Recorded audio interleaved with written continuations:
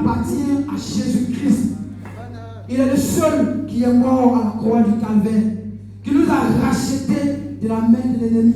Notre vie l'appartient. Gloire à Dieu. C'est Dieu, il est digne. Jésus-Christ est digne de louange et d'adoration. Voilà pour laquelle lorsque je prends toujours la direction, ou quand je dirige un moment de prière, je souhaite que tout le monde se prenne pour ce temps d'adoration. Gloire à Dieu. J'ai toujours dit comme ça que dans l'adoration, il y a la puissance. Amen. Jésus-Christ, notre vie, lui appartient. Amen. Ça, c'est un petit commentaire par rapport à cette chanson qui me fait vraiment du bien et qui, je sais aussi que qui vous fait du bien aussi. Ma voix est cassée parce que c'est la tour. Amen. Voilà, donc souffrez un peu. Alors, le thème de ce soir, c'est que ton règne vienne, que ta volonté soit faite sur la terre comme au ciel. Gloire à Dieu. Un passage qui est tiré de Matthieu chapitre 6, verset 10. C'est ça le président. Gloire à Dieu. Que ton règne vienne, que ta volonté soit faite sur la terre comme au ciel. Quand il a donné le thème, franchement, c'était compliqué pour moi. Voilà. Je ne sais pas par où commencer et je ne sais même pas par où terminer. Mais j'ai prié le Seigneur et il m'a mis quelque chose à cœur. Je pense que ce soir, ça va nous équiper parce que nous partons à San Pedro. Nous partons dépouillés et nous disons déjà quand même, le monde des ténèbres est déjà dépouillé. Gloire à Dieu. J'ai dit tout à l'heure que nous partons en victoire. Nous ne partons pas pour combattre, gloire à Dieu. Nous partons parce que Christ a déjà remporté la victoire. Nous allons marcher dans la victoire, gloire à Dieu. Et ici, le thème nous dit que ton règne vienne. Moi, deux mots comme mon prédécesseur a dit, ton règne et ta volonté. Ce sont ces deux expressions, mais ces deux mots qui retiennent mon attention. Et je vais essayer d'expliquer verset par verset ce que moi j'entends, ou ce que l'Esprit de Dieu m'a mis à cœur en ce qui concerne le règne de Dieu. Gloire à Dieu. Il a déjà dit tout à l'heure, quand on parle de règne, on parle de roi. Quand on parle de règne, on parle de suprématie. Quand on parle de règne, on parle de domination. Quand on parle de règne, on parle de puissance. Quand on parle de règne, on parle de victoire. Gloire à Dieu. Nous allons prendre ici notre Bible dans le livre de Luc, chapitre 10, au verset. Il est plus fort que lui. Gloire à Dieu. Et nous voyons un peu encore, lorsque je prends dans Ésaïe chapitre 14, verset 12, la Bible dit, te voilà tombé du ciel, astre brillant. Tu es abattu à terre, toi le vainqueur des nations. Alors ici, qu'est-ce que je veux dire? Au ciel, la Bible dit que ton règne vienne et que ta volonté soit faite sur la terre. Ça veut dire que Dieu règne déjà au ciel. Gloire à Dieu. Amen. Au ciel, Dieu règne déjà. Au ciel, Dieu a déjà le pouvoir. C'est parce qu'il a le pouvoir sur le diable qui a été précipité sur la terre. Et dans ces versets, le souhait, c'est que le même pouvoir que notre Dieu a eu et qu'il a chassé l'ennemi du ciel, c'est ce même pouvoir qu'il doit exercer sur la terre. Gloire à Dieu. Mais c'est ce pouvoir-là doit être exercé par qui? Ce pouvoir doit être exercé par qui? Par des personnes qui sont des adorateurs. Par des personnes qui sont des adorateurs. Avant d'arriver à la question d'adorateur, laissez-moi vous définir un peu ce que le Seigneur m'a mis à cœur en ce qui concerne la volonté de Dieu.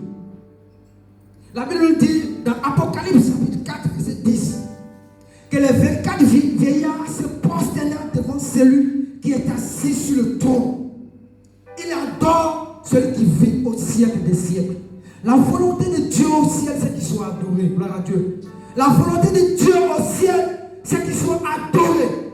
Déjà, il règne déjà par son pouvoir. Il règne déjà par sa victoire. Raison pour laquelle son ennemi numéro 1 n'a pas pu résister. Il a été précipité. Et dans ce verset, c'est ce dont nous avons besoin en tant qu'enfants de Dieu.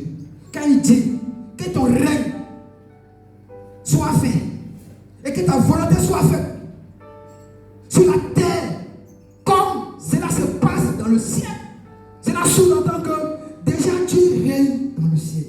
Amen. Est-ce qu'on peut acclamer le nom de Jésus-Christ? Et donc l'ennemi est tombé parce que notre Dieu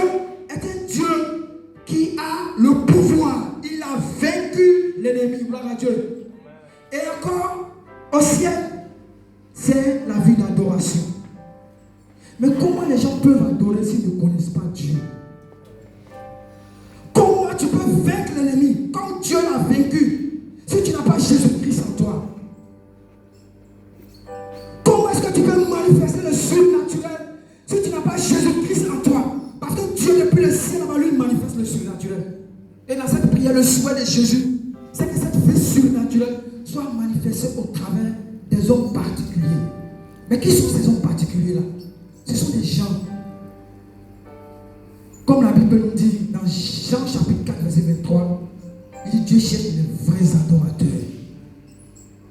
Il cherche des vrais adorateurs. Ces vrais adorateurs, c'est pas celui qui ne connaît pas Christ. Je pense que la mission de Saint Pedro, nous sommes déjà des vrais adorateurs.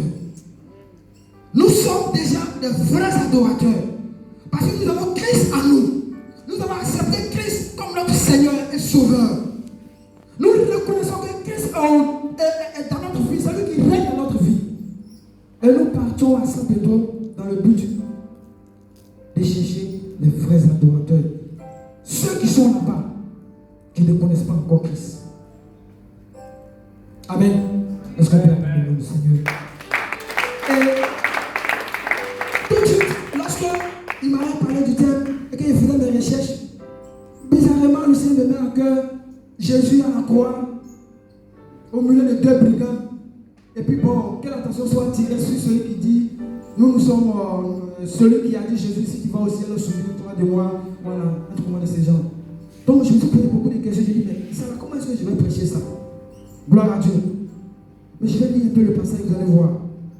Dans Luc chapitre 23, verset 39, la Bible dit que l'un des malfaiteurs crucifiés l'injuriait, disant, n'es-tu pas le Christ? Sauve-toi et sauve-nous. Mais l'autre le reprenait et dit, ne crains-tu pas Dieu, toi qui subis la même condamnation?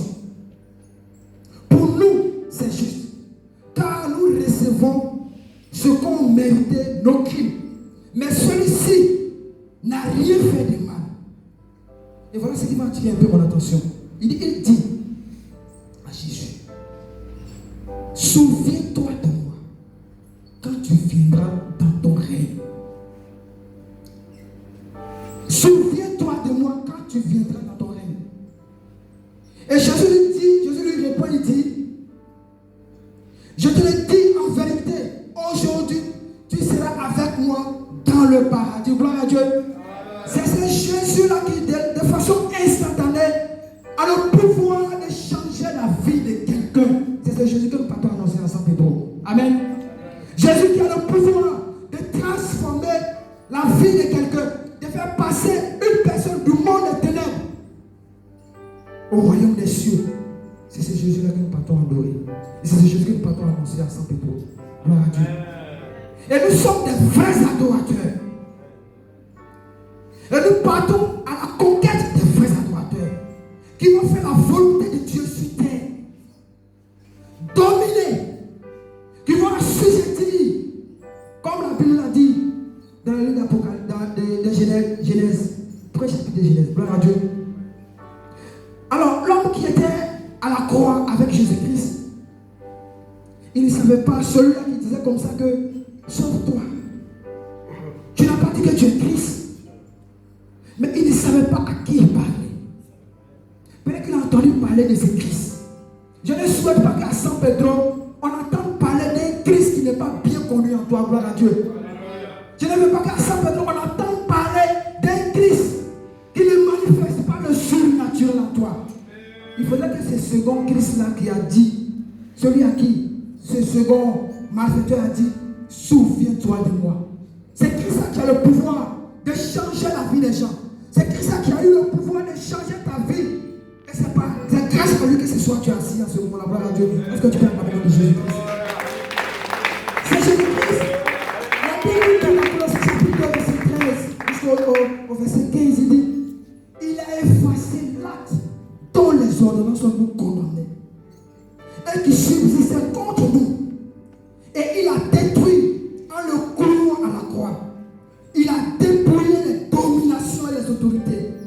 il les a livrés publiquement en spectacle, en triomphant par elle, par la croix. Gloire à Dieu. Est-ce que tu peux acclamer le nom de Jésus-Christ?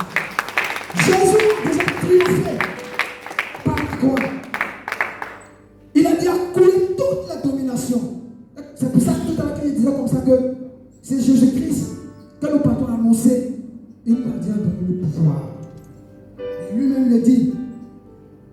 Dans le Matthieu chapitre 28, verset 2, il dit, Jésus s'étant approché, il leur dit, il dit, tout pouvoir m'a été donné dans le ciel et sur la terre. Tout pouvoir m'a été donné dans le ciel et sur la terre. Le pouvoir de dominer. Le pouvoir de te donner la capacité d'adorer ce Dieu afin de faire la volonté de Dieu sur la terre. Le pouvoir de poser les mains aux malades afin que ces personnes soient guéries. Amen. Le pouvoir de renverser la forteresse. Ce pouvoir t'a été déjà donné. Gloire à Dieu. Je lui dis que tout pouvoir m'a été donné. Tout pouvoir m'a été donné. C'est déjà accompli. Mais ce qui me réjouit de Dieu encore, il dit que dans Luc chapitre 10, verset 19, il dit, voici, je vous ai donné le pouvoir qui lui a été donné, le pouvoir qu'il a utilisé, et il est allé au séjour des morts, dépouiller toute la domination. C'est le pouvoir, il dit, je vous ai donné le pouvoir. Il a donné le pouvoir à chacun d'entre nous. Il a donné le pouvoir de marcher sur les serpents et les scorpions. Et quand on parle de serpents et scorpions, ce n'est pas nécessairement des bestioles. C'est l'ennemi par moi qui embête la vie des gens. L'ennemi qui possède la vie des gens.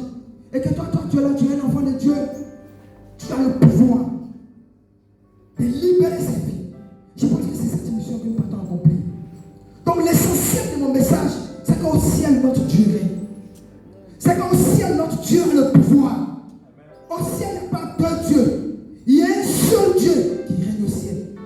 Dieu veut que ces personnes qui sont ensemble de toi, ils règnent dans leur vie. C'est aussi sa volonté. Et quand il va régner dans leur vie, ces personnes vont devenir des adorateurs comme toi et moi. Gloire à Dieu, c'est toi. Quand il va régner dans leur vie, parce que tu t'es levé, parce que tu as laissé ton boulot, parce que tu as accepté de faire le sacrifice de partir, quand tu vas annoncer l'évangile, ces personnes-là, Christ va régner dans leur vie. Et quand il va régner dans leur vie, ils vont devenir des vrais adorateurs. Et en ce moment-là, la volonté de Dieu va commencer aussi, eux aussi dans leur vie, à se manifester sur la terre. Gloire à Dieu. Est-ce que Jésus-Christ? Et donc, ce soir, voici ce que le Seigneur m'a mis à cœur. Nous retenons simplement que, au ciel, notre Dieu est. Raison pour laquelle il a précipité l'ennemi. Raison pour laquelle il a précipité le diable. Le diable s'est rebellé contre lui. Il est le seul, il est le créateur. Et celui-là a envoyé Christ. Et depuis la croix, il a remporté la victoire depuis 2000 ans. Mais pour tous les combats que nous livrons aujourd'hui, la victoire a été déjà remportée depuis la croix du Calvaire. Nous l'avions accepté. C'est Jésus-Christ qui règne dans notre vie déjà. Raison pour laquelle nous sommes des adorateurs. Et notre mission pour Saint Pétro, c'est de faire en sorte que ces personnes aussi, Jésus-Christ puisse régner dans leur vie, afin que ces personnes soient des adorateurs. Soyez